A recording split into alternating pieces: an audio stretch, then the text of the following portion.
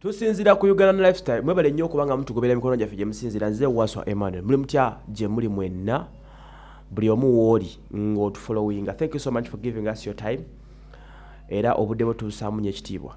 Abaagala okukola internship kuba ku 0709965852 kuba ku namba eyo internship ya media TV presentation camera work byonna ojja bifuna. Ate nga biva organic ku Jesco Beauty Center at level 3 Dr. Senjobe Richard Wali akulindiridde okubanga akujjanja bulwadde buno obukuluma bwonna tugenda mu festive season wejjanjabe.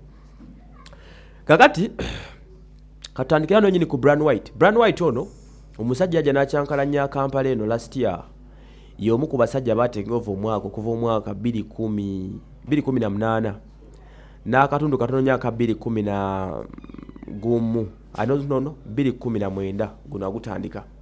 Bryan White ono yalaga ssente ya buli kala but oluvannyuma bintu byamutabukako ndowooza okuva lwe twava mu kulonda kweri mu Arua. Bryan White yaddamu kubeera kyekimu yagenda asiimuka Kampala ku maaso g'abantu n'abula agali ewuwe natuukako ewuwe naye nga okuyingira okuzibu nga amagye bangi nnyo nga bw'okiwulira abakuumawo agali mu nkubo gali nti Bryan White amabanja alina mangi nnyo sofa banyi bafite mu kooti abamubanja nga of recent yasembye okubanga mbanji yabadde Captain Mike Mukulu n'omumanyi omuvuzi w'ennyonyi.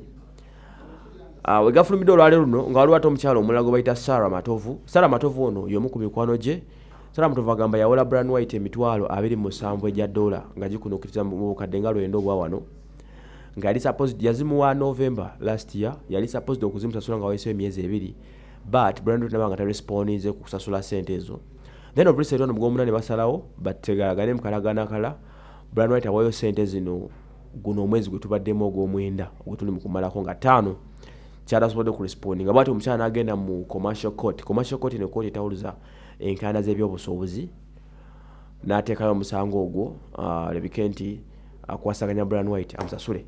Bryan White amabanja akyalina mangi wano omulala ng'oggyeko Captain Mike mu kulambanya emitwalo $6,700 eza dola ezo no yali balance yasigalawo ku Benz gye yamuguza emmotoka eyo y'ekika kya Benz yali namba ki kanjirabeko wano katono anyway njagikubagamba. Then omulala ye Ephraim Kirumira ng'ono ali ku nsonga yamuguza tents mujjukira ebiseera Bryan White tugambira nti agenda kukola basi lyali ssomero nnyumba egenda okuŋŋaanya bakateyamba ebusunju waberedde nnyo ebusunju awo n'asenda biki bwe bityo yakola tents biki bwagenda okampinga abaana bye yali ajje ku streets n'abayaayi abayigiza ebyokukola n'akola deal n'omusajja